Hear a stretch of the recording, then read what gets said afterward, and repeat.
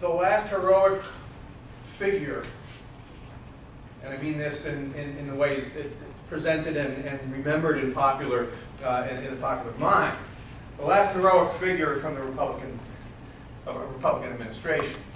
I mean, Bush is far more, George W. is far more controversial.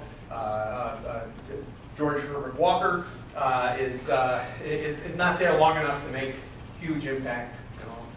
So I think you're very right that it does connect to that. Yeah. Are there any non-American historians, and what are their that have written about this, and what are their takes on it? Because they would be outside of any ideology. Well, they would be outside of perhaps the influences of American ideology, but they do bring their own perspectives to this as well, and their own ideological perspectives. What about Russian historians? How do they? Russian historians, of course, tend to put a greater emphasis on Gorbachev, as Herring does. But even there, history being history, there are some Soviet historians who were so negative about their nation's own past, or now Russia's past, that they can't help but see everything from that's Russian as in a negative light. You know. Can you make the same analysis with JFK and Khrushchev, and who should get the credit, blame, whatever, with Cuban Missile? Yeah, let me think about that.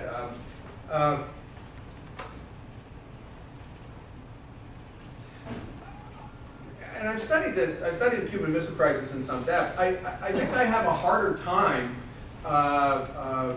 seeing a heavier emphasis on one than the other in that instance.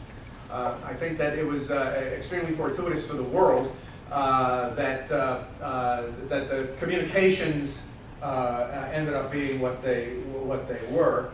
But if you're familiar with the details, there's two letters that come from Khrushchev. One seems to be more heartfelt, disorganized, but more heartfelt. The other one seems to be much more in keeping with Politburo line, the second one.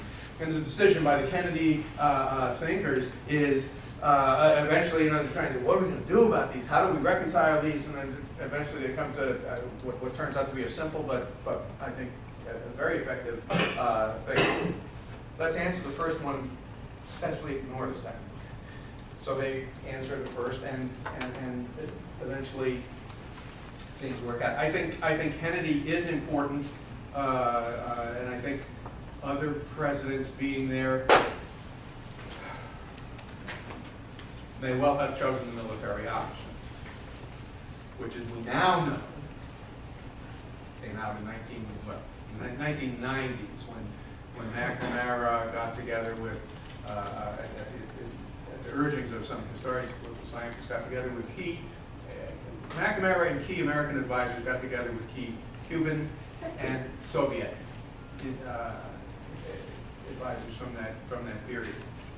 And we learned that, in fact, there were Soviet missiles that were armed and ready to go, and that the Soviet commander on the ground in Cuba was given the choice, the decision of whether to fire. We were far closer, McNamara concludes, we were far closer to nuclear war than he or the American policymakers in the ExComm, the executive committee that Kennedy put together, ever imagined. I think both sides deserve an awful lot better. I mean, you've got to give credit to both sides here, but as I say, my tendency as I look at it, and frankly as I remember it, and having lived through it, talking about the experiential here, is that it's Gorbachev is the one who is presenting the change and the initiatives. Reagan is the one who is responding, and that speaks well of Reagan that he's responding. But the question becomes, where's your emphasis? And as I say, Herring's emphasis is to say the emphasis that It's Gorbachev who really makes the difference and pulls Reagan over to essentially to work with him. Could it be part of this post-Vietnam, we talked about Vietnam the other day, and its impact, its lasting legacy?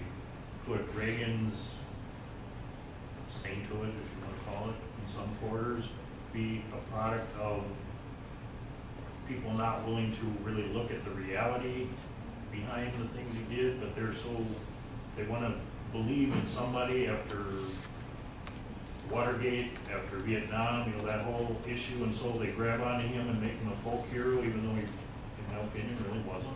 Well, I think It shouldn't be. I think Reagan does in fact play